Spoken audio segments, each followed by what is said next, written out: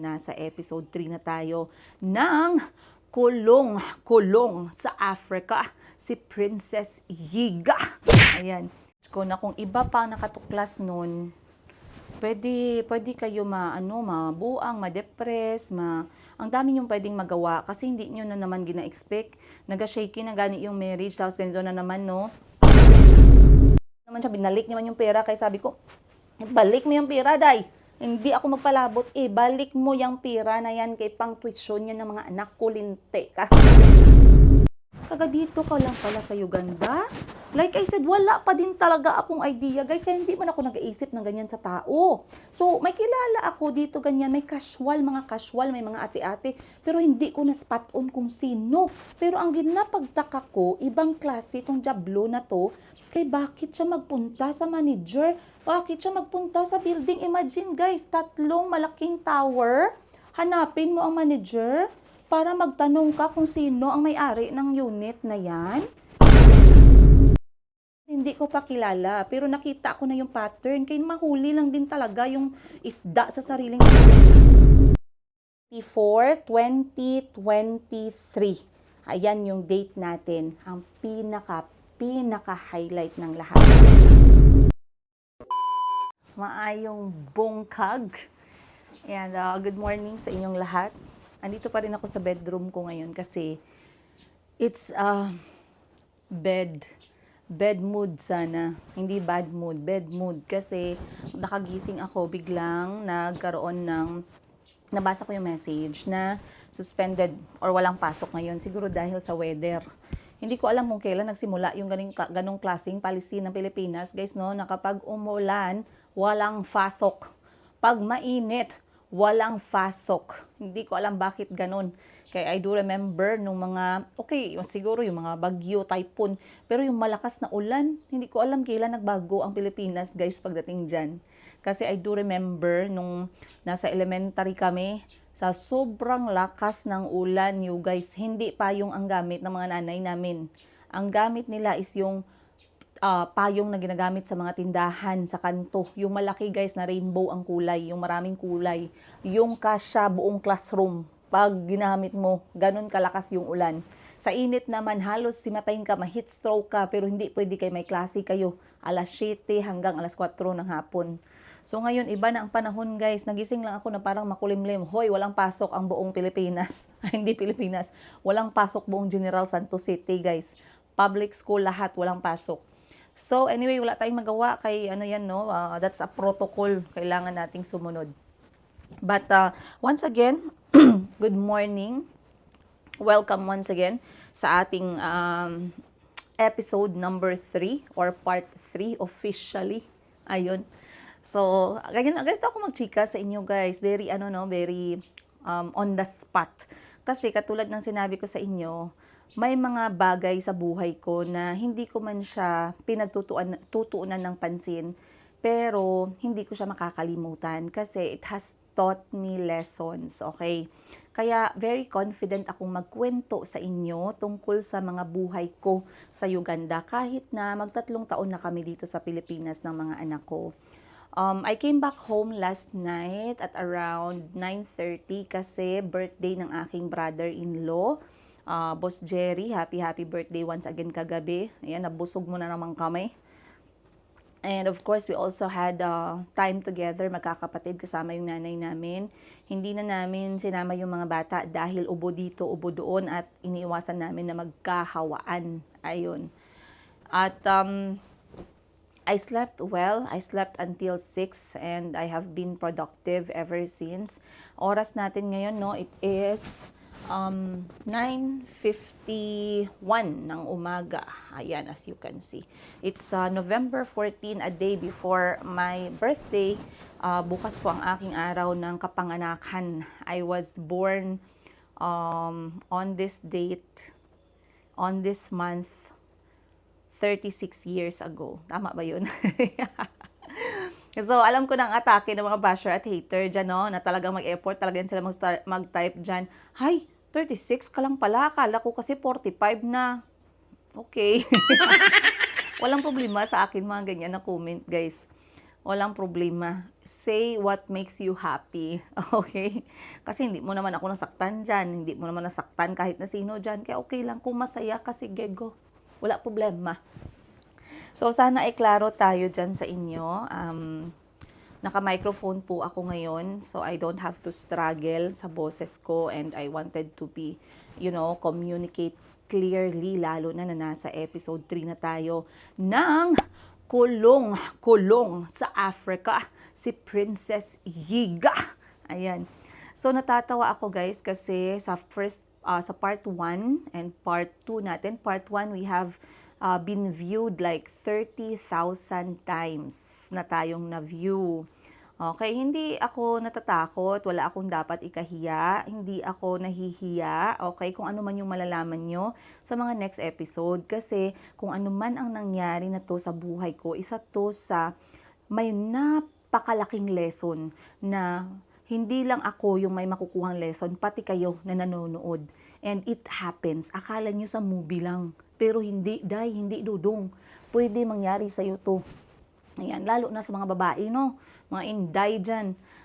I have to tell my story so you can actually see the signs and avoid them. Oh, sangka. But katulad nga ng sinabi ko, nag-post ako kahapon na kung ikaw ay hindi, okay, fine, madami namang babae ngayon na very independent, very resilient, very matatag ang loob, no? Pero what I know, and one thing is for sure, if malaki ang posibilidad na kung sa inyo nangyari ang lahat ng pinagdaanan ko sa 4 na taon ko sa Uganda, Africa, pwede kang mabuang. And it's not even a joke, you guys. Pwede ka mabuang, pwede ka sorry sa word ha, pwede ka ma-depress, sorry sa mga mabibigat na word. Again, this is rated PG. Huwag niyong panoorin dito yung mga anak niyo na 13 years old, patnubay ng magulang ay kailangan. Ayan, sa episode 1, 2, 3, 4, 5 at sa mga sumusunod pa nating episode. Kasi syempre merong merong feedback review. Ayan. So, pwede kang ma-depress, maraming negative emotions yung pwedeng dumating sa'yo. Pwede kang ma-depress, pwede kang mabuang, okay? Pwede kang mawala sa sarili mo, pwede kang magutuman. Pwede kang magutuman kasi kung tamad ka dun, patay ka talaga guys. Walang awa ang mundo pagdating sa mga taong tamad. Kaya minsan yung mga taong tamad, ang alam lang nila na gawin at ang gusto lang nila na gawin ay yung pinakamadali para makakuha ng pera. Yan ang malaman mo na tamad yung tao kay walang nangyayari na productive. Okay. Ngayon, pwede ka mabuang, pwede ka ma-depress, and the worst of it all is pwede mong tapusin yung buhay mo dahil sa depression, dahil sa sadness, dahil sa pagod, dahil sa malulugmok ka, dahil sa iyak ka na lang ng iyak. Madami guys, madaming pwedeng mangyari. Kaya nga, no, for me, I want to be really, really careful about mental health ng mga tao. At sa episode na to, there's a big reason kung bakit ako umabot ng 6 na taon na hindi ko inisip man na jablo pala yung inalagaan ko kasi kinonsider ko ang mental health ng ibang tao bago yung mental health ko. Alright? So, nag-upload ako ng episode 1 at saka episode 2. Merong nag-comment dun, no? Sabi nung nag-comment, hindi ko alam kung sino yan, pero may hinala ako. Hinala. May hinala din yung iba dyan. Di ba? Lakas ng kutob nyo, tibok-tibok talaga, no? Ang galamay ng talangka. Di ba? So, malakas ang loob ko, nakilala ko kasi galawang ganon Hokage Matagal na, obvious na obvious. Sabi, i-deny mo lang. Pwede mong i-deny ang ganito, ganyan. Pero alam mo ang totoo, gumanon. Yes, alam ko ang totoo. Dahil sa 3 araw ng totoo na yan, wala ka dun. Kaya wag kang mag-alala. Ako magkumpleto ng storya mo. Nabigyan ko na kayo hint, 3 araw. Uy!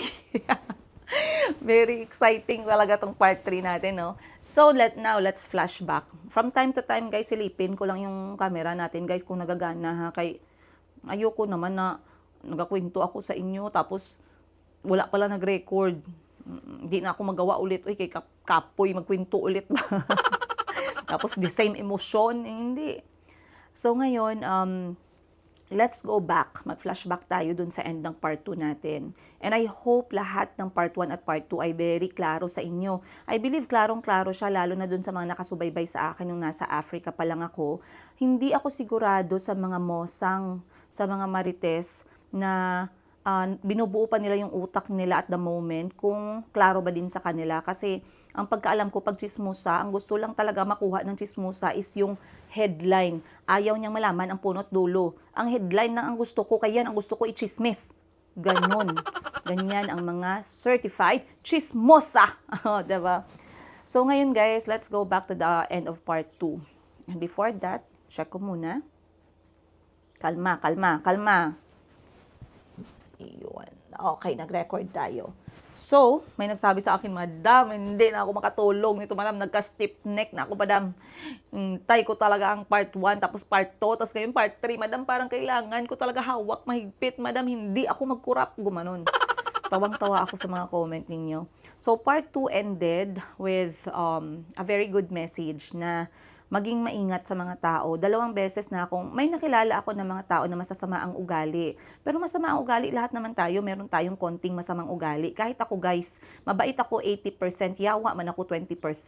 Pero pag naging yawa ako 20%, ubusin ko yan hanggang sa huling patak. Okay? So merong mga ibang tao talaga na baka baliktaran. Okay? Yawa 80% and then 20% plastic, ganon. Meron ding iba na 99%, parang safeguard.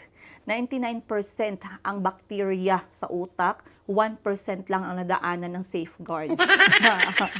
Diba? At meron ding iba na sagad sa buto. Yung talagang sabihin mo talaga, grabe, tinalo pa nito si Satanas.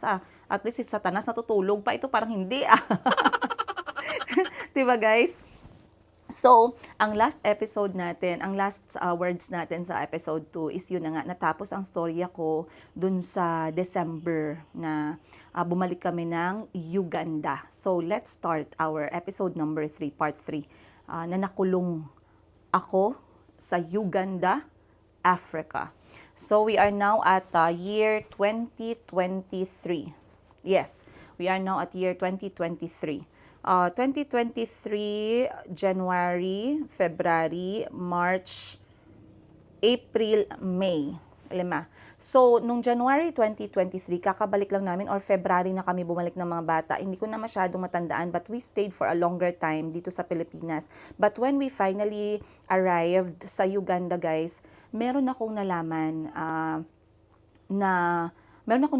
sa marriage ko na kung ang ibang babae ang makaalam guys, posibleng mabuang, posibleng magpakamatay, posibleng ma-depress. Yun nga ang sinabi ko, maraming nangyari sa buhay ko sa Uganda na hindi ko siya shinare kasi hindi ibig sabihin na nakikita nyo lahat ng ginagawa ko, halos lahat sinishare ko sa inyo, pero merong mga bagay na sinasarili ko siya, okay? I tried to be really strong para sa sarili ko at para sa mga anak ko. Pero eto sabihin ko sa inyo, kung sa inyo nangyari yun guys, pwede kayo mabuang talaga. Lalo na feeling mo ikaw lang mag-isa, pagod ka, ang layo mo sa pamilya mo, ang hindi madaling umuwi, mga ganun na mga thinking, 'di ba? Wala kayong pera, delay na yung tuition ng mga bata, ganito ganyan. So instead na maging maganda yung January hanggang May, dahil nga maraming opportunities na pumasok, nakilala yung travel and tours namin, may pera nang pumapasok, mayroon ng maliliit na negosyo na nasimulan, parang naging baliktad, dahan-dahang bumabagsak. At hindi ko maintindihan kung bakit, dahil nga all out naman akong mag-effort sa lahat ng aspeto ng buhay namin sa Uganda. January, February, pagbalik namin guys, nag-focus ako, nag-mindset na ako. Kaya umalis kami dito sa Pilipinas, nakuha ako na itong bahay na to guys. Kasi sabi ko talaga, isa sa reason na umuwi ako noon sa Pilipinas is talagang mapirmahan ko ang papeles, okay, ng bahay. So itong bahay na to, like I said, nakapangalan sa anak ko.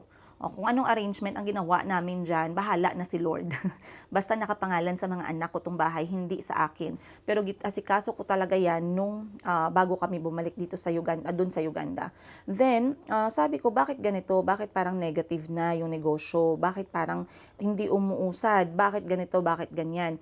Unang-una sa travel and tours, medyo okay kasi sabi ko, okay lang na ako yung mag-front sa travel and tour kasi nga, minsan hinahanap nila foreigner talaga yung kakausapin nila or mas madaling makahanap ng customer kapag foreigner yung kausap nila. So, during that time, ako yung foreigner. So, ako talaga yung nagfa-front. So, medyo okay lang. Meron kaming nako-close na mga meron kaming nako-close na mga project here and there. Madami kaming mga booking sa Dubai, which is maganda. Maganda ang start. Pero nagkanda bolilyaso kami pagdating doon sa maliit na tindahan. Yung maliit na sari-sari store na binuksan namin sa may probinsya, opposite, opposite direction. Yung isa is parang nasa north ba? Hindi. Parang nasa, kasi east dito, north dito, west dito, parang nasa northeast na side. Northeast na side, nagbukas kami ng sari-sari store sa isang probinsya. Inahabilin namin ang trabaho na nag-manage doon ay relative nitong aking ex. Nagkataon na parang ayaw niya nang magpakialam kami doon sa tindahan namin. Okay, so nagkabulilya. So I don't want to go into too much detail. Pero nag-let go yung aking ex sa pag-manage, yung pag-overlook ng negosyo na yon. Hindi ko siya masyado matutukan kasi separate yung direction. Yung isa kasi nasa west ng Uganda. Probinsya din, yung Chapacuco na wholesale shop kung saan talaga ako sumikat at nag-viral. Kami ni Chico yung una. So, yun, hinayaan ko na kasi nagdesisyon na yung ex ko na ganito yung gagawin niya. Okay, sige, go. Nag-focus naman ako ngayon sa west. Tsaka yung mga, yung farming, tsaka yung pineapple, saging, mga ganun na mga nasa northeast yun. Tapos yung ex ko lahat ang naka-assign doon. Dito naman ako naka-assign sa may travel and tour at saka etong wholesale na negosyo. Ngayon, etong wholesale na negosyo, guys, hindi ako nakalimot na blinag ko to at shinare ko sa inyo kung magkano yung renta nitong wholesale na negosyo. Alright? Ngayon, during that time na na-share ko sa inyo, etong papasok na naman yung ating, hindi siya main character, supporting lang siya, pero pinipilit niya talaga maging main character. Gawin nating main character. Ayan. So, isa sa pinakalat niya against sa akin, chinismis niya na ang kapal daw ng mukha ko. Imagine saan siya na posisyon nagagalit? Ano ang nagbigay sa kanya ng karapatan na mag-react ng ganyan? Unang-una, pera mo ba yung ginamit namin sa negosyo? Ikalawa, ikaw ba nagkapital ng binenta namin dyan? Ikatatlo, sasakyan mo ba yung ginamit namin para maglibot at magbenta? In short, wala po siyang any connection na kahit na sa pamilya, sa mga anak ko, sa negosyo, walang-wala. Nagkita kami niyan parang 2 beses lang ata, 3 beses, casual lang na pag-uusap. Kaya ang ginasabi ko sa inyo, guys, pag nakakilala kayo, nakakita kayo ng jablo, malaman nyo kasi hindi nyo maintindihan. Bakit? So kahit kayo magtanong kayo during the course of this episode 1 to episode 5, magtanong talaga kayo, bakit, Day? Anong problema mo, Day? Asikasuhin mo yung tae mo dyan. Hindi mo asikasuhin yung tae ng iba. Ganun. Sorry sa word pero talagang umabot ka sa point na ganun ang sasabihin mo eh. So, isa sa pinakalat na chismis is, ang kapal naman ng mukha mo, Princess Higa, magsabi ka na sa inyo yung tindahan na yan. Hindi nyo naman yan pagmamayari. Una yan. And then, natanong ko sa sarili ko, sino ang nagasabi ng ganyan? Bakit siya magsabi ng ganyan na, una sa lahat, pakialam niya kung pagmamayari ko o hindi itong aking tindahan. 'Di ba? Bakit mo iwagwag sa mundo, kunyari itong bahay ko? O, pakialam mo kung kanino nakapangalan ng bahay ko. Ano yan sa'yo? Bakit galit ka? Bakit gigil ka? Sis, parang feeling ko kailangan mo magpa-check up. Ganon yung reaction. So, galit na galit. Hindi naman sa inyo yung tindahan na yan. And then, nagtaka ako, kasi bakit mo pinanggigigilan yung buhay ko sa Uganda? Ganun na agad yung isip ko. Bakit parang ang dami mong hanash dito sa buhay ko sa Uganda. What's up? Where are you? Who you? Oh, gano'n ako guys. Noong una hindi ko pa talaga nahalata, pero later, siya lang din ang nag-reveal sa sarili niya. Guys, sabihin ko sa inyo, you have to... Nakakatawa. So, another na ginamit sa akin is, hindi ko daw may-ari itong malaking tindahan namin na Chapakuko kasi doon ako sumikat, doon ako nag-viral. Ang daming kinuha na videos ng GMA Network galing doon. Then naisip ko may sumagot na avid follower. Nakapasok na naman to. May sumagot na avid follower. Bakit mo ginasabi na ginakalat ni Madam Princess Higa ang Chapakuko ay sa kanila? Hindi mo nakita yung vlog niya na nagsabi siya magkano ang renta nila dyan sa Chapakuko? Bakit ka nagpataka ng yawit kung avid follower ka? Kasi ang feeling that time is nagsasabi lang siya ng mga bagay na hindi nagme-make sense para lang masiraan ako sa social media. During that time, guys, you cannot imagine how big is how big ng population na nag-follow sa buhay ko. Kahit ako na-shook. Guys, na-shook ako, nabigla ako, na-overwhelmed ako, sabihin nyo na ang lahat. Hindi ako nag-expect talaga na Princess Higa magtatak sa utak ng tao. Mapa-negative man ang buhay ko, mapa-positive man ang buhay ko, mapa-good side man ang buhay ko, mapayawa na side ng buhay ko. Nagtatak ang Princess Higa, tindera sa Africa sa pangalan, sa mga Pilipino, loob at labas ng Pilipinas. At alam ko, you remember that time. During that time, very, very emotional ang lahat. Na konting kibot mo lang, konting away mo lang kay Princess Higa, konting bash mo lang kay Princess Higa. Guys, nagko-comment, hindi ko magets, libo-libong mga tao ang nagbaback up.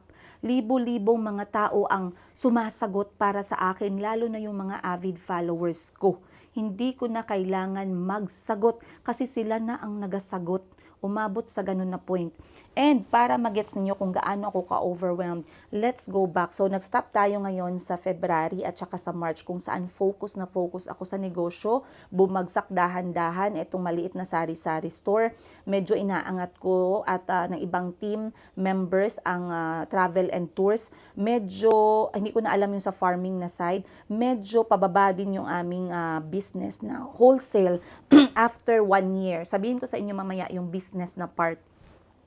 Pero dito muna tayo sa part na umuwi ako ng Pilipinas first time after ko nag-trending. Okay? Unang uwi ko sa Pilipinas is during that time, bago ako nag-trending. Hala, sorry guys, mayroong langaw. Okay, nawala na siya. So, wait lang. Silip muna ako ha. Ayan. So, ngayon, pagka-uwi ko ng Pilipinas, guys, kaka-trending ko pa lang nun, kakasikat pa lang ng name na Princess Higa, tindera sa Africa. Guys, pagdating ko ng Manila, hindi ako nag-expect na ganyan pala ang mga Pilipino. Guys, no, magmahal kapag mayroon silang gina-follow. First time. Wait lang, I'm still working. Chico Calvi. Oy. I'm coming, love. Give me 30 minutes. Okay. So, unang uwi ko sa Pilipinas, guys, dala ko ang mga anak ko, no? Grabe, guys, sa airport pa lang talaga. Grabe yung tao talaga. Hindi, kahit dun sa airport pa lang sa Qatar kami nag-stop nun eh. Yung tao talaga, guys, hindi na makagalaw. Nagtitig na lang sa akin kasi siguro nag-loading sila ba? Si Princess Higa ba to? Bakit siya andito sa Pilipinas? Kasi hindi man ako nag-post ako nun pero ang iba hindi sila updated ba? Mga OFW, guys, sa airport. Si Princess Higa ba to? Pag salita ko, guys, pag rinig nila sa boses ko, doon nila na-realize, uy, si Princess Higa to. So, doon na guys, may nagpa-picture dito, pa-picture doon, kahit nasa toilet, pa-picture dito, pa-picture doon. Yung iba na, hindi na sila nakagalaw, nakaganon na. Ako guys, na-overwhelmed din ako, hindi na ako makapaniwala, kaya hindi ko man talaga gi-expect. Okay, nag-viral na ako, pero yung viral na hanggang dyan lang sa social media, hindi ko gi-expect ang effect ko sa tao, sa real life. Hindi ko talaga gi-expect, guys. Hanggang ngayon, magtayo ang balahibo ko pag maalala ko yung mga moment na yun. And that actually made me not stop vlogging. Yung epekto ko sa buhay ng tao. Hindi yung kasikatan, guys. Kahit ngayon, hindi man ako mag-ano ng mga picture-picture. Wala man akong pakialam kung may pa-picture sa akin o wala. Pero yung impact ko sa tao, yung impact ng kwento ng buhay ko as Princess Higa sa tao, yan ang reason kung bakit ako nagpatuloy mag-vlog. Hanggang ngayon na single nanay na ako, no? So ngayon sabi, uy ano ganito kasi sa Facebook ako unang nag-viral, as in million talaga. Sumunod na lang yung YouTube, million ulit. Dami nating mga million views during that time. So ngayon, pagdating ko ng okay na, nakapunta na kaming Pilipinas. Pagdating namin sa airport sa Pilipinas, doon na naman ulit. Uy, Princess Higa, hala si Princess Higa. Uy, tindera sa Africa. Hala, kasi that time, tindera sa Africa lang kilala nila sa akin. Hindi nila alam na si Princess Higa talaga. Yung nagtatak talaga sa kanila, tindera sa Africa. Ayan. Pag napagod, magpahinga, huwag susuko. Ganon. Tara na, with tindera sa Africa. Ganun guys, ang aking mga atake, no? So talagang lumaban ako sa Africa, lumaban ako sa Uganda. Pag napagod ka, mindset ko talaga, pag napagod ka, magpahinga ka, huwag kang sumuko. Ako pag napapagod ako guys, pag nafe-feel ko na sadness, ganun, pagod, negativity, 3 araw ako magpapahinga. Kasi itatry ko na mag-focus sa maliliit na bagay para ma-appreciate. Ngayon, kung nagapanood pala dito, yung mga jablo, antay kayo guys, okay? Mga jablo at mga mosang, antay. Wait lang, kay maganda pa gani storytelling natin, huwag niyo putulin. Nagakinig lang gani kayo dyan, ako gani dito nagaputak-putak, tapos kayo makinig lang kayo, reklamador pa kayo, demanding pa kayo. Kuha kayo tapon, kuha kayo tubig, para at least may magawa yung bunganga ninyo habang nagaantay. So ngayon, pagdating ko ng Pilipinas, guys, okay na yun. Tulog kami sa Manila. Paglabas namin sa hotel, nandun kami sa may McDo. May nakita ako guys, nagkakain sila, nakatingin sila sa akin ganyan, kasi kasama ko mga bata. Hindi na sila nagakurap. So ako hindi na ako makakain, kaya hindi ko man alam kung bakit nila ako ginatingnan. Baka hindi ko alam na ganyan pala ang epekto, kay first time sa buhay ko na mangyari na ganyan. Tapos maya guys, naglapit sila, ma'am, ikaw po ba si tindera sa Africa? And sabi ko, yes po. Hala guys, nagatilian sila. Ganun na. Ganun, parang kilig pag nakita ko si Coco Martin, ganyan. Ganyan ang kilig. So ako na parang na-culture shock. Ako ba? Sabi ko, sige, picture dito, picture doon. Tapos, balik na kami sa hotel. Ang next naman nun, nung pagdating naman namin sa Jensan, doon ko nakita, doon na parang nahimasmasan na ako na grabe, ganito pala yung effect ko sa mundo ng mga Pilipino. Na yung iba suicidal na, yung iba depressed, yung iba ayaw na mabuhay, yung iba nagkakasakit na, yung iba may taning na. Pero lumaban dahil kay tindera sa Africa.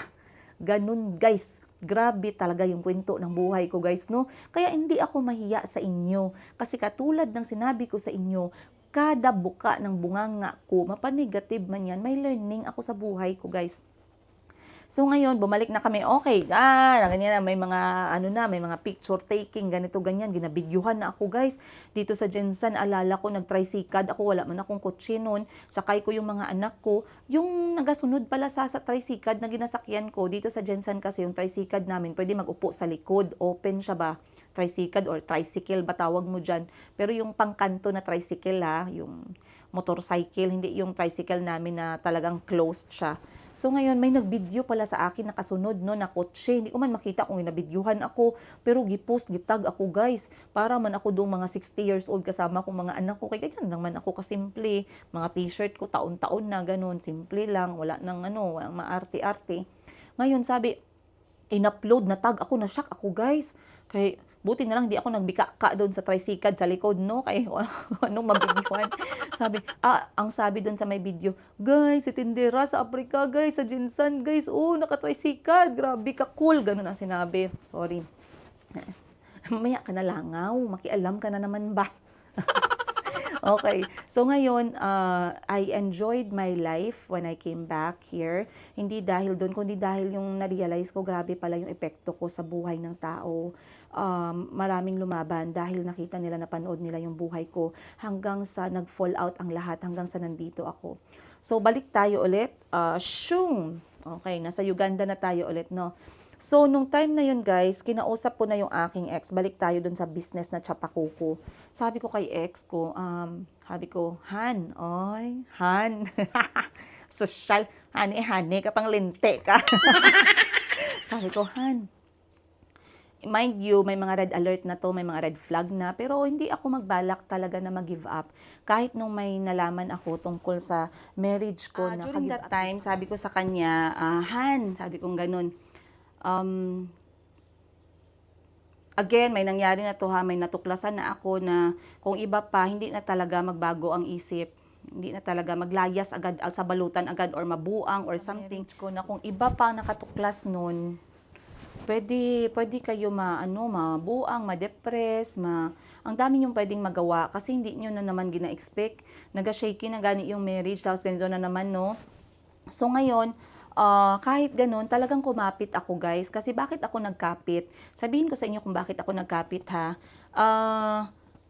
I failed sa unang relasyon ko. And it's okay. Kasi yung failure sa relasyon, guys, no, it's not new. Kahit yung mga kanuno-nunoan natin before. So,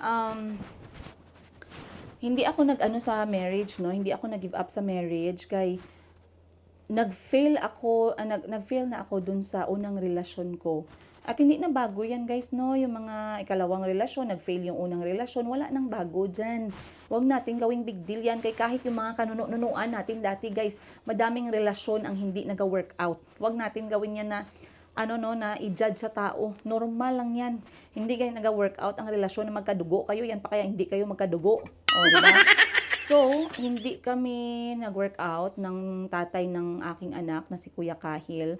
So, sabi ko, pinilit ko talaga na magkaroon sila kasi ang prayers ko talaga hindi yaman. Late na lang pumasok yung prayers na yaman nung na magkaroon ng maayos na tatay yung mga anak ko at talagang mabuo yung pamilya. So sabi ko, hindi ako basta-basta mag-give up katulad ng ginawa ko sa tatay ni Kuya Kahil. Isang beses lang give up ako agad. So sabi ko, hindi ako gi-give up. So hindi ako nag-give up. 1, 2, 3, 4, 5, ang dami na. Hanggang sa sabi ko, Lord, hindi naman to tama. So doon ako naghingi ng sign. Binigay sa akin ni Lord yung sign. Nakwento ko na sa inyo yan. So during that time, 3 months sa pagbalik namin galing Pilipinas, kinausap ko siya, sabi ko, Han, tumataas na yung ating bill sa supplier dun sa wholesale natin na negosyo. Meron tayong sales, pero ang problema natin, hinahabol na tayo ng expenses natin kasi yung sales natin hindi ganun kalakas. 1 taon na. Ayoko na yung ating mga pinaghirapan na iba ay mahulog dito sa isang tindahan lang. Dahil pinipilit naming ilaban. Kasi ang negosyo naman talaga yan. Pero pag hindi nag-make sense, kailangan mo i-give up. So sabi ko sa kanya, ako ang naka-assign sa negosyo na yung wholesale. Nakikita ko yung expenses. Malaki yung expenses natin over the sales. And every time na ginagamit natin yung sales natin, pambayad sa expenses natin, nagne-negative tayo. So kumukuha tayo sa sarili nating budget sa bahay, sa tuition ng mga bata, para ilagay doon sa negosyong yan for 1 year. Kasi nilaban namin eh. Pero sabi ko sa kanya, Han, hanggang kailan? Oh, honey, my love, so sweat. Honey, ang lente. Natatawa na lang talaga ako, guys. Sabi ko, if ever gagawin natin to lagi itong ganito, ayoko na masira yung iba nating mga pinundar, wala nang budget para sa bahay, para lang sa isang negosyo na to. So, i-let go natin habang maaga pa. Kasi 1 taon na natin nilaban. Sabi ko, kung ayaw mo, sabi niya ayaw niyang i-let go. Sabi ko, sige, pero sinabihan na kita kasi ako ang nakakakita ng finances, ako nakakakita ng expenses, ako nagmamanage nitong tindahan na malaki. Negative na tayo, sabi kong ganon. May utang pa sa mga supplier. So sabi ko sa kanya, kailangan nating unahin na bayaran yung mga supplier and then we have to decide na mag-close or hindi.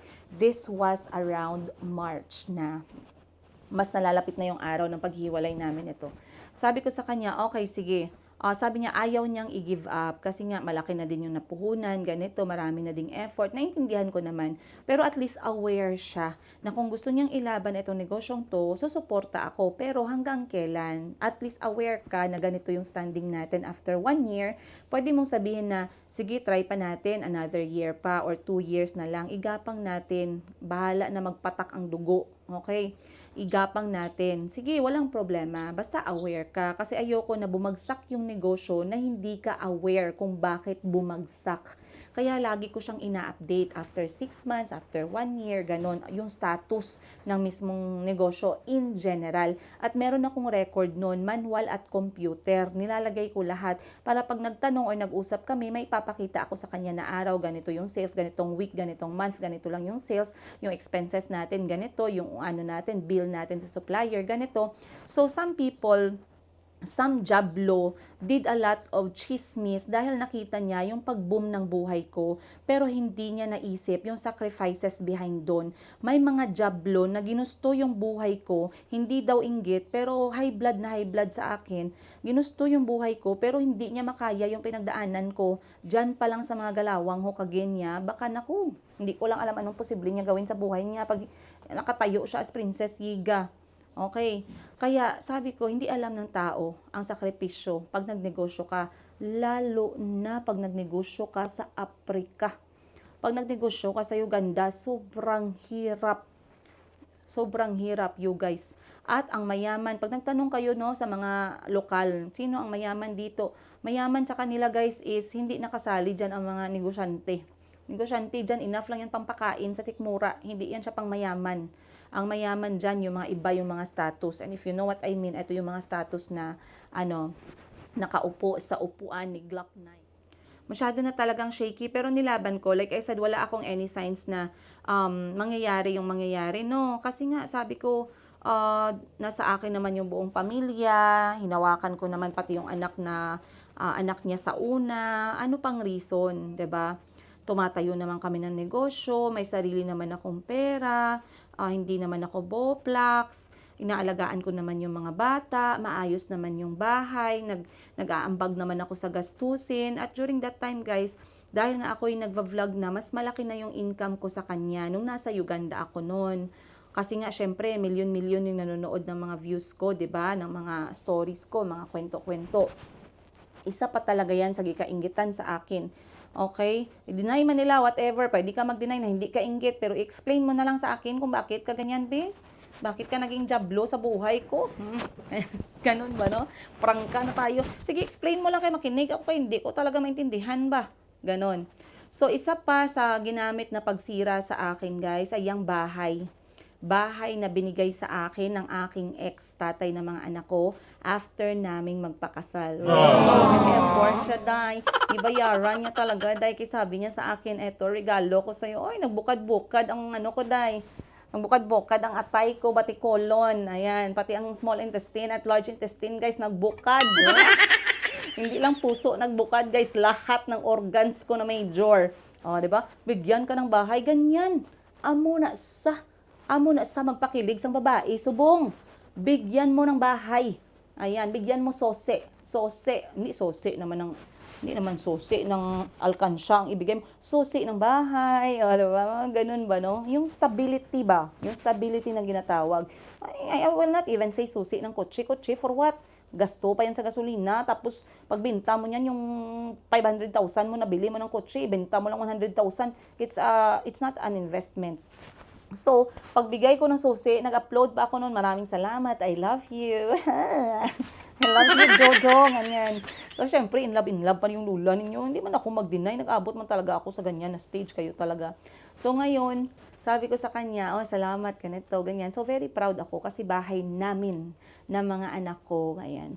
So, after nun, okay, May, nagsimula na nung May. Yun na yung kwento about dun sa May. Actually, wala akong plano na hiwalayan siya at iwan yung pamilya. Kaya kong ilaban. Dun talaga ako nagdesisyon na maghiwalay dahil dun sa babae sa Hong Kong. Yun talaga ang pinaka final straw na pinadalhan niya ng pera. Hindi ko makalimutan talaga, guys. Okay? Sa mga natin dyan sa followers sa Hong Kong, mga viewers sa Hong Kong, hello, hi sa inyo. Wala akong problema sa Hong Kong, wala akong problema sa inyo. Mahal na mahal ko mga OFW. Kay OFW din ako. Wala akong problema. Wala man din ako problema dun sa nagtanggap ng pera. Kay okay naman kami, di ba? Nagbayad naman siya, binalik naman yung pera. Kaya sabi ko, balik mo yung pera, day. Hindi ako magpalabot. Balik mo yung pera na yan kay pang tuition yan ng mga anak ko, linte ka. 'Di ba? Wala nakabayad ng tuition fee ang mga anak ko. Paghiwalay lahat ng ginawa niya. Pero let me give this to him, no? Kahit ano yung mga kasalanan na ginawa niya or mental games, emotional games na ginawa niya na hindi ko matanggap. At least hindi naman nagkaroon ng physical na panggagago. Yun lang talaga ang sabihin ko. Pero it's not an excuse. It's not an excuse kasi ang aspeto ng tao, marami. Merong mental health, merong physical health, Merong emotional, merong spiritual, merong financial. So, all of them are important. Hindi ibig sabihin na hindi ka sinasaktan physically, pero tinotorture ka naman mentally, ay okay lang. Hindi pwede ganun. Hindi naman ibig sabihin na maayos siya sa'yo financially. Okay? Financially, bigay sa'yo lahat, pero binubugbog ka. Isang ganun lang, isang suntok lang, isang sampal lang. Hindi ibig sabihin na financially okay ka, binugbog ka, okay lang yon. Hindi pwedeng ganun, 'di ba? Ako nga, hindi naman ako binugbog sa aspeto na yon, physical, pero yung emotional, yung mental, at saka yung financial, medyo talagang pababa ng pababa ng pababa, spaghetti, gumanon. So sabi ko, nung talagang nag-decide ako na hindi, layas ka talaga pagka kinabukasan, no? 'Di ba? Bahay King X, I will give it to him again, na talagang pagsabi ko ng out, nag-out talaga siya. Hindi talaga siya hindi talaga siya nagpumilit. Oh, 'di ba? Sabi ko, nagpumilit man siya. Kinilig naman kayo. Nagpumilit man siya, pero hindi siya nagpumilit na yung sa bahay. Pagkasabi ko sa kanya na out, alam niya. Kasi alam niya, as lalaki, ayan. Big shout out sa ex ko. Alam mo, you gave the house to me. Well, 'di ba? So, isa pa rin guys, nag-iinit sa akin ng jablo. Ngayon, sagutin nyo naman ako, no? Anong pakialam mo kung kanino yung bahay na yan? Sige nga. I-send nyo nga itong guys. I-send nyo nga itong link na to dun sa jablo. Kasi alam ko sa inyo, yung mga sulit ko dyan, alam nyo kung sino ang ginatukoy ko ba. I-send nyo sa kanya. Oh, lahat ng mga tao, buong mundo, mga OFW, sige, go. Bago magkaalaman ang lahat. Tanungin ko muna kayo, dahan-dahan tayo naman, uy. Masyadong overwhelming. No? Yung bahay na yun, regardless kung kanino gipangalan yon, kung sinabi kong ginibigay sa akin ng ex ko yon, pakialam mo kung gibigay niya or hindi. O, pakialam niya kung kanino pangalan. O, pero guys, lagi nga ginasabi ko sa inyo, pag inggit ang tao, kahit anong deny niya, makita mo pa rin na inggit. Alam nyo guys, isa sa gipakalat na naman ng daho. Ang daho. Isa sa pinakalat niya na naman is, ang kapal ng mukha mo, Princess Higa, sabihin mo na bahay mo yan. Nagarenta lang kayo dyan. Gitanong ko yung manager. Oy, nahuli sa bibig, day. Inday, Dudong, nahuli sa bibig niya. Sabi ko, ha? So, ikaw pala na lagi naghahanap ng highlight headline ng chismis simula doon sa negosyo ko hanggang dito sa bahay ko, taga dito ka pala sa Uganda? Gamanon. Taga dito ka lang pala sa Uganda? Like I said, wala pa din talaga akong idea, guys. Kaya hindi man ako nag-iisip ng ganyan sa tao. So, may kilala ako dito ganyan. May mga casual, may mga ate-ate. Pero hindi ko na spot on kung sino. Pero ang ginapagtaka ko, ibang klase itong jablo na to, kay bakit siya magpunta sa manager? Bakit siya magpunta sa building? Imagine guys, 3 malaking tower. Hanapin mo ang manager para magtanong ka kung sino ang may-ari ng unit na yan. Ipakita nyo sa akin kung sino may-ari. Huyo. Kahit kanino ipangalan ang bawat unit dyan sa building na yan, sino ka? Hindi pa yan guys. Meron pa magsunod. Mas grabe pa talaga. Like I said, hindi ko pa kilala. Pero nakita ko na yung pattern. Kaya mahuli lang din talaga yung isda sa sariling bibig. Isda ba tawag mo dyan, guys? Akala kasi ng tao, mabait ako. Hindi ako mabait, guys. Kung mabait ako, makita nyo ako mabait. Siguro yan, 80% mabait ako. Pero may kayawa ako, guys. Lalo na pag gina-target mo mga anak ko, pag ginasobra-sobra ka na, maglabas at ubusin ko sa iyo hanggang sa negative. Ayan. So ngayon, sabi ko sa kanya, uy, nahuli ko na. Nag-comment, madam, may nagsabi, madam, taga dyan pala yan sa Uganda, madam. Kaya nag-post, may nag-post na ganito, ganyan. Hindi mo daw bahay ang bahay ninyo. Gumanon. Gitanong niya daw yung manager, madam, ng building. Hindi daw yan sa inyo, nagarenta lang kayo. Hoy. Hindi ako nagsabi na, hindi, yung unang instinct ko is hindi na, sino ka para sabihin na hindi ko bahay to? O, tingnan mo, bahay ko to, hindi ganun ang instinct ko. Ang unang naging reaction ko is, why? Why would you do such effort? 'Di ba?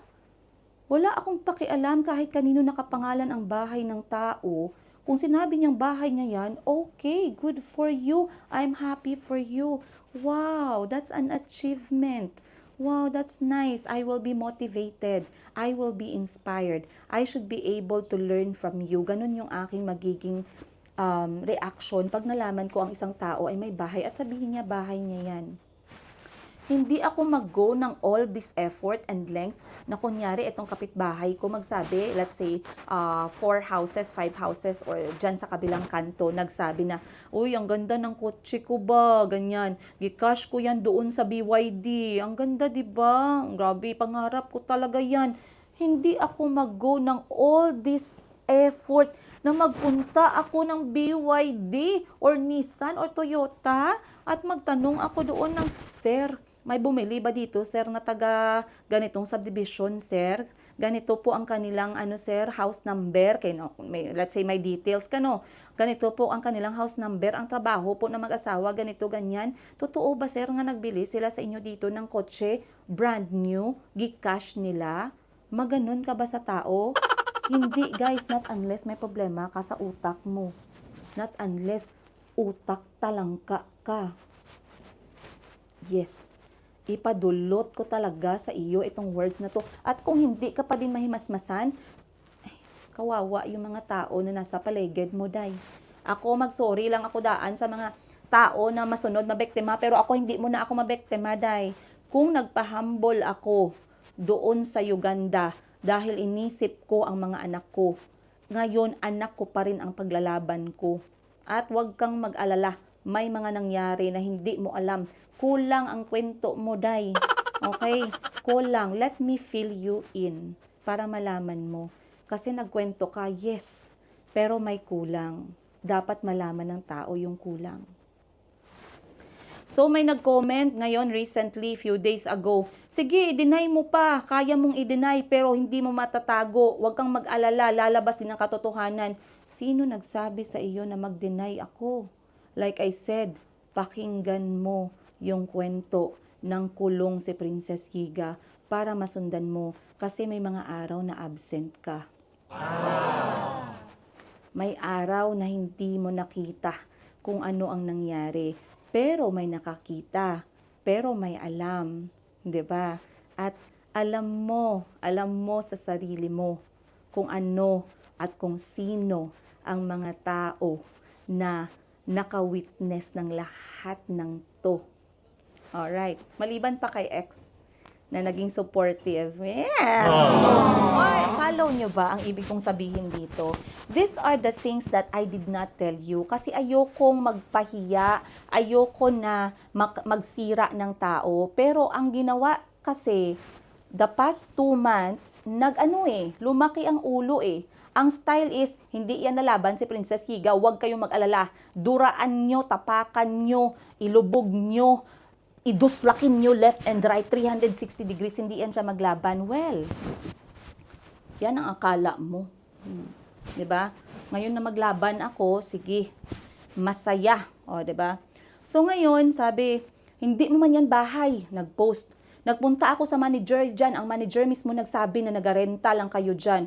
Hoy, kung nagarenta lang kami dyan, pakialam mo din. O, 'di ba? So, hindi ko na trabaho i-prove sa iyo, day, kung ano ang na-achieve namin sa buhay. Hindi ako obligado na i-prove sa iyo kung kanino nakapangalan yung banyo ko, yung inidoro ko, yung dala ko na bag, yung toothpick sa bag ko. Hindi ako obligado mag-explain sa iyo. Kung may problema ka sa mga gamit at bagay at mga investment at mga nagawa ko sa buhay ko, problema mo yan. Pero siguraduhin mo na hindi ka mabalikan. Siguraduhin mo na tama yung sabihin mo. Ha? Okay. So ngayon, nagkahiwalay kami, that was May. So again, hindi ko intensyon na magdamay ng ibang mga tao dito. Again, 2 lang yung jablo na nakilala ko. Hindi ko pa nga masabi na jablo itong aking ex kasi regardless, no, ang galit ko sa kanya is because hindi niya ginatayuan ang responsibilidad niya as tatay. Yun lang. Okay? Yung mga kasalanan na ginawa niya during sa pagsasama namin, wala na yun, guys. Kaya syempre, ginawa niya na yun eh. Tsaka wala na kasi hiwalay naman kami, di ba? Pero okay na yun siya, wala na yun siya, guys. Kasi siguro nandito lang siya sa ano kasi, you know, basta marriage talaga, very tricky, no? Pero itong tsaka yung ex ko, at least meron siyang kinalaman sa buhay namin ng mga anak ko. Dahil asawa ko siya that time, tatay siya ng mga anak ko. Pero etong mga jablo, dalawang jablo na sumulpot sa buhay ko, walang kinalaman magpasikat. Magpasikat kayo, okay lang man yan. Pero wag kayo magpasikat in a wrong way. Katulad nga ng ginasabi ko, pag magpasikat ka, dahil nainggit ka or something, wag ka magpaapoy sa emosyon mo. Kay dyan ka makagawa ng kamalian. At yung mali mo na yan, hindi mo alam kung kailan yan magbalik sa'yo. Alright? Hindi ako kailangan may nag-comment, no? Sabi, ano na yan? Ano, sino ba yan? Ay, hindi mo na kailangan magtanong ng sino. Alam mo na yan. Alam nyo na yan. Alam nyo na yan. So, sadly, meron akong few ates na na-meet, pero ang isa sa ate-ate na nakilala ko ay naiwanan niya kami during COVID time. But meron ako mga ate-ate na talagang I look up to kasi I believe they know and they learn from the ground. Ganun yung tingin ko sa kanila eh. They learn from the ground. If they survived etong bansang to sa taon-taon, it means they are doing something right. Ganun yung isip ko that time. Guys, ang hirap ng buhay sa Uganda, Africa. Like I said, I'm not saying Uganda, Africa, poverty, poor, mahirap. Hindi. Ang sinasabi ko na mahirap, very challenging sa ating mga Filipinos din, lalo. Kasi nga, malayo, malungkot. Hindi naman ganun talaga kalaki yung sahod, pero maganda at least yung offer, may ganyan. Maganda yung paligid, maganda yung environment, may mga maayos naman na mga tao, na mga lokal, may mga opportunity din naman here and there, pero mahirap kasi wala ka din sa sarili mong bansa. Ngayon, nagkahiwalay kami, that was May. Sabi ko, ayoko na, layas ka na, ganito, ganyan. Then, this thing happened. Wait lang, i-review ko lang ulit yung date kasi para sigurado tayo, no? Ano ulit yung date nun? Ayan. Kasi meron yan dito eh. Okay. Screenshot ko ulit. With the name and the face ng tao, ng jablo. Ayan. Ang date dito is January, February, March, April. Ayan. Ang date na nakasulat is April 2024. So, April 2024 nangyari. So, March, April. So, ibig sabihin, April ba? Mali, sorry. Mali pala, sorry. This is May 2020, hindi 2024, sorry guys ha, I was confused. 2024, andito na kami sa Pilipinas. 2023 pala. This is May 24, 2023. May 24, 2023. Ayan yung date natin. Ang pinaka-highlight ng lahat. May 23. Now, mind you, May 14, pinalayas ko si ex dahil sa nakita ko na nagpadala, umawas yung blessings namin sa bahay, sa taong walang ambag sa buhay namin ng mga anak ko. Nakaambag siya nang walang kahirap-hirap. Sana all, ganyan lang pala, no? Sabi ko, ganun lang pala, kadali magkuha ng pera. Ay, sana all, ako nagasakay ng truck habang ginabreastfeed ko yung anak ko, tas ikaw, gumanon ka lang saglit, ay, sorry, gumanon ka lang saglit, di padalhan ka na agad. Why? At yung pera na yun, guys, yun ay pera para sa kapital sa bigas para sa wholesale. Kasi gusto ni ex, mag-try pa kami mag-push sa negosyo. So sabi ko, sige, walang problema, magsuporta ako. So bukod sa pera niya, nagdagdag din ako ng personal ko na pera. Yes guys, hindi ako pumayag na ang pera ko ay mapakialaman kasi during that time, ang pera ko ay para sa negosyo at pera sa bahay ng mga bata dito sa Pilipinas. Well, okay. So, nung nagsabi siya na gusto niya mag-push, sabi ko, sige, suportahan kita kasi gusto mo mag-push, mag-asawa tayo, mag-asawa pa din tayo, sige, go. At gusto ko ma-realize niya yung mawawala sa kanya kapag nagpursige siya sa ginagawa niya. Pero hindi man naka-realize, guys, mas lalo pa nga, ano? So, anong nangyari? pagka-receive niya ng pera, ang binigay ko po ay mas malapit siguro, malaking halaga kasi para yun sa isang truck na bigas. So, hindi naman talaga isang buong truck, pero at least may laman yung truck, ganun. So, nagbigay ako ng pera para sa bigas, may umawas dun sa at hindi nabili yung bigas. Yun yung nagkahiwalay na lang kami, wala akong bigas na nakita, hindi ko alam saan napunta yung mga bigas na yun. So, hindi ko nagitanong yun, kay he had his part, I had my part. Hindi ko nasingilin yan. Yan, okay lang yan kasi mag-asawa naman tayo that time. So, nung pinalayas ko siya, hindi man siya naglaban kaya alam niya na bahay din namin yon. Alam niya na binigay niya yung bahay na yon sa akin. Okay? So, May 24, bago nag-May 24, merong jablo na nagsimulang gumalaw ng mabilisan. Siguro, ngayon, it made sense. Actually, it made sense before pa. Kaso talagang gusto niyong ikwento. Gusto ng jablo na ikwento ko sa inyo, 'di ba? So, it made sense na talagang puspusan yung kanyang naging effort na pabagsakin si Princess Yiga, tindera sa Africa. Hindi ko alam kung saan ang gigil niya. Katulad ng sinabi ko sa inyo, hindi kami magkakilala masyado. Casual lang. Wala akong alam masyado sa buhay niya. Dahil busy ako sa buhay ko. Nakita niyo kung gaano ako ka-busy. Wala akong panahon makipag-chismesan. Wala akong panahon na mag-focus sa buhay ng iba. Dahil buhay ko pa lang, guys, napakatarantado na. Okay? So, mind you, yung mga panahon na yon, may gumagalaw pala na mga galamay na jablo. Ngayon, ang ginawa, tinarget pala talaga etong panahon na nagkahiwalay kami. Kasi nag-announce na ako ng hiwalayan May 14. After a week no, nalaman na ng buong community, Princess Yiga, tindera sa Africa community, kahit yung mga taga-abroad, UK, Japan, Switzerland, lahat pinag-usapan ako. May nag-message sa akin, Day, andito ako sa Switzerland, nagkakain ako sa restaurant, may mga grupo ng Pilipino na grabe talaga ang pag-usap nila, Day. Tapos sabi ko sa kanya, bakit kaya ano pinag-usapan nila? Bakit ganun sila ka-invested daw na talagang grabe daw yung emosyon? Narinig niya daw ang pangalan, Princess Yiga, tindera sa Africa, kaibigan ko yon, yung nasa Switzerland. Switzerland, yes. Sabi niya, Day, narinig ko ang pangalan mo, Day, umabot dito, Day, ang kwento ng buhay mo, Day, mga Pilipino, ikaw ang topic habang nagkakain. Sabi ko, talaga, umabot talaga ng ganyan, no, na, si Princess Yiga, ganito, naghiwalay sila ng asawa, ganito. Ay, alam mo kasi yan, yan ang sabi ko sa inyo, gumaganon na, guys, very invested sila, very, yung story, very on fire. Talagang nakita mo may nasaktan, may nagalit, may nanginginig, may naiinis, may natutuwa, lahat ng emosyon, may umiiyak, lahat ng emosyon halo-halo. And I know you can remember that time, you guys. Alam na alam nyo yan. Hindi lang sa Switzerland, madaming nag-message sa akin, taga-Japan, lahat. Pilipinas, UK, grabe guys, sa UK. Sabi ko na, may mga nag-comment, alam mo, nung ganito, nung nalaman ko na ganito pala. Sus, tama talaga ang hinala ko kasi ganito, ganyan. Sabi ko sa inyo yung mga ganito, ganyan ang ginagawa nila, kaya yan dapat maingat. Ganon guys, na kung ma-imagine ko pa lang siguro kung ako nagakinig sa kwento nila, talagang makaganon ako ba? As in? Ay, grabe.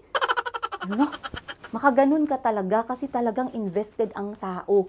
At dahil nakarelate sila sa buhay ko, nakita nilang hirap ng buhay ko, sa period na nagkahiwalay kami, May 14, after that, merong grabe ka-intense na jablo na talagang kung sa Bisaya, pananingkamot siya na during that time niya ako ipabagsak kasi wala na akong katabi na lokal. Wala na akong, may gap na kami ng local ko na, Ugandan ko na asawa. So, dun niya ako gusto i-target kasi nga gusto niya na pabagsakin niya ako on that point na wala akong mapuntahan, wala akong masandalan, walang magkampi sa akin. Kay, etong aking ex, inisip ni Jablo na hindi ako tabihan during the hard times. Yay! Guys, kinakilig lagi ako, laoy. Ganun. Hindi lang kasi balikan naman natin yung point na yun, no. Like I said, sabi ko sa inyo, hindi naman to toxic ang kwento. Ang toxic, ang kwento natin ay full of learning. Oy, nagangisi din kayo, makita ko ang mga ngipin nyo dyan, Kilig din kayo mga linti to. Huwag nyo lang seryosohin, guys, yung mga linti-linti natin, ha. Yan talaga pagka-ilungga, guys. May nagalabas talaga, nagaragumo talaga yan, no. So, May, kinuha niya yung point na yon. And she, babae pala. And she thought, ayan, parang feeling ko overtime ako ayan.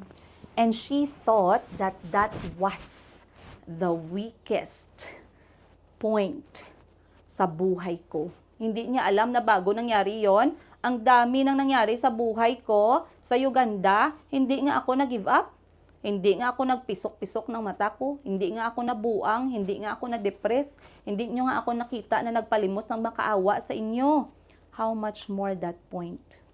I did not put my strength. I did not depend my life and the strength that I had as Princess Yiga sa ibang tao.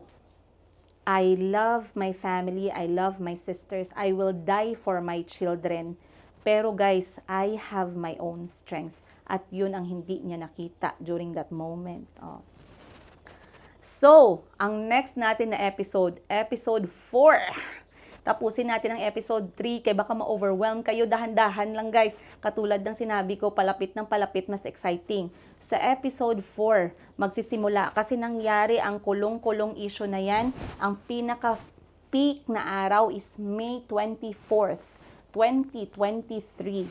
Andito na tayo sa buwan ng Mayo kung saan hiwalayan episode na yan. Yung May 14 kami nagkahiwalay. So 14 to 24, that is 10 days window. Sa 10 days window na yan, ang daming nangyari. So sa 10 days na yan, papasok yung exchange of, trying to win me back. Trying to win me back moments sa 10 days. Plus yung mga konting days pa nun, hanggang sa nakaalis kami. And then after that is, ngiti ng 20% yawa, Yan. So sa 10 days na yan, madaming nangyari. I had a few exchange conversation dun sa taga Hong Kong. And also, while I was busy sa negosyo, ginahatid sundo ko pa yung mga anak ko diyan guys ha. Naga-joke pa ako sa inyo yan sa Facebook na guys, magbili na ba ako nito ng 1 bucket na chicken? Alam nyo yan, bakit?